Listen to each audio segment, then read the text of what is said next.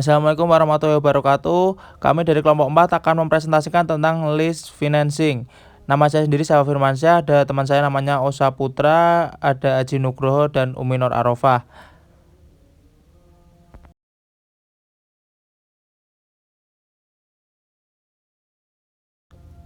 Baik, yang pertama ada leasing. Sewa guna usaha adalah kegiatan pembiayaan dalam bentuk penyediaan barang modal baik secara guna usaha dengan hak opsi atau finance lease, maupun sewa guna usaha tanpa hak opsi atau operating lease untuk digunakan oleh lease selama jangka waktu tertentu berdasarkan pembayaran secara berkala. Selanjutnya yang dimaksud dengan finance lease adalah kegiatan sewa guna usaha di mana lease pada akhir masa kontrak mempunyai hak opsi untuk membeli objek sewa guna usaha berdasarkan nilai sisa yang disepakati. Kemudian ada cara pembayaran finance lease. Perusahaan leasing sebagai lessor adalah pihak yang membiayai penyediaan barang modal dengan tujuan untuk mendapatkan kembali biaya yang telah dikeluarkan untuk membiayai penyediaan barang modal dengan pendapatan keuntungan.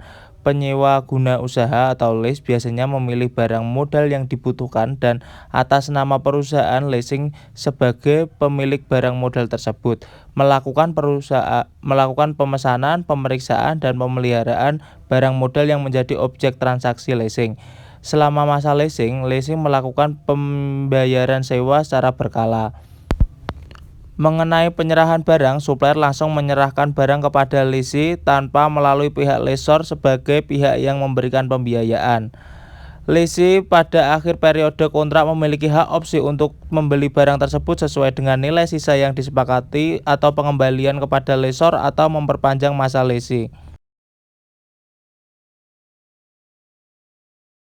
Sejarah leasing di Indonesia. Lembaga pembiayaan yang pertama kali diperkenalkan dan dikembangkan di Indonesia adalah kegiatan sewa guna usaha leasing pada tahun 1974 dengan dikeluarkannya surat keputusan bersama Menteri Keuangan, Menteri Perindustrian, dan Menteri Perdagangan dengan nomor masing-masing 122 per 1973, 32/1974 dan 30/1974 tanggal 7 Februari 1974 tentang peliharaan leasing.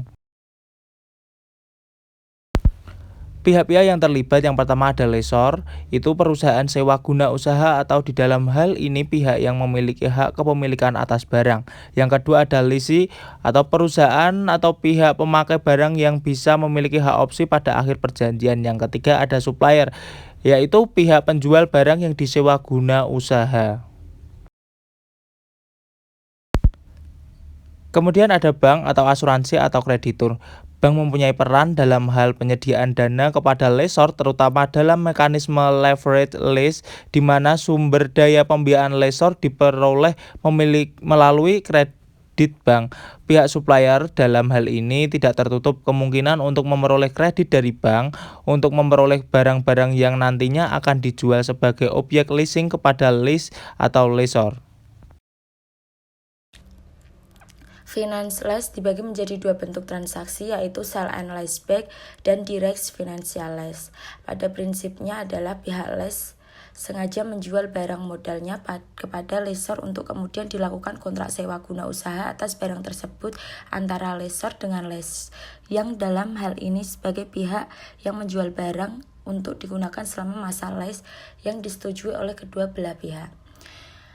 Dan yang direct financial lease merupakan bentuk transaksi leasing di mana lessor membeli suatu barang atas permintaan pihak lease dan sekaligus menyewa gunakan usaha barang tersebut kepada lease yang bersangkutan.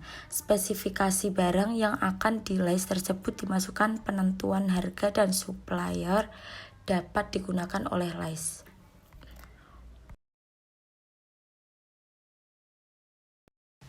Selanjutnya ada teknik pembiayaan leasing, yaitu yang pertama finance lease adalah kegiatan sewa guna usaha di mana lease pada akhir masa kontrak mempunyai hak opsi untuk membeli objek sewa guna usaha berdasarkan nilai sisa yang disepakati.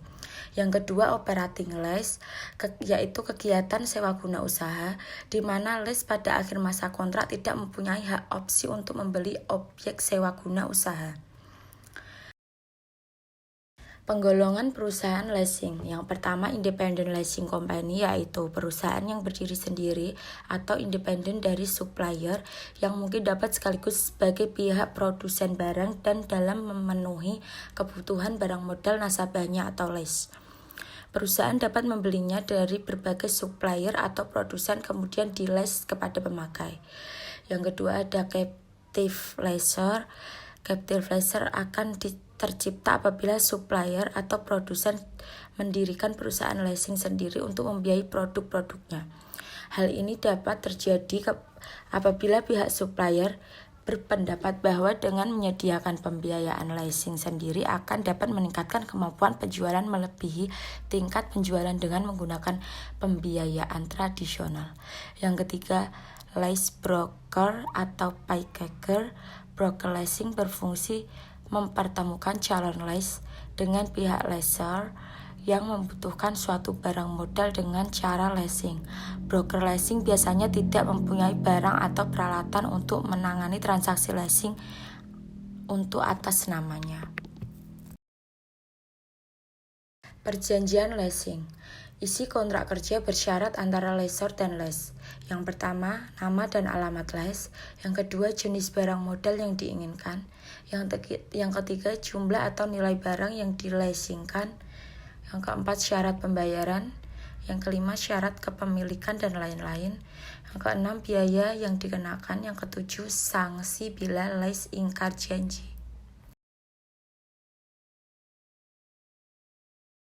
Kelebihan leasing sebagai sumber pembiayaan. Yang pertama, pembiayaan dapat terpenuhi. Yang kedua, lebih fleksibel. Yang ketiga, sumber pembiayaan alternatif. Yang keempat, off balance sheet. Yang kelima, arus dana. Yang keenam, proteksi inflasi. Yang ketujuh, perlindungan akibat kemajuan teknologi. Yang kedelapan, sumber pelunasan kewajiban. Yang kesembilan, kapitalisasi biaya.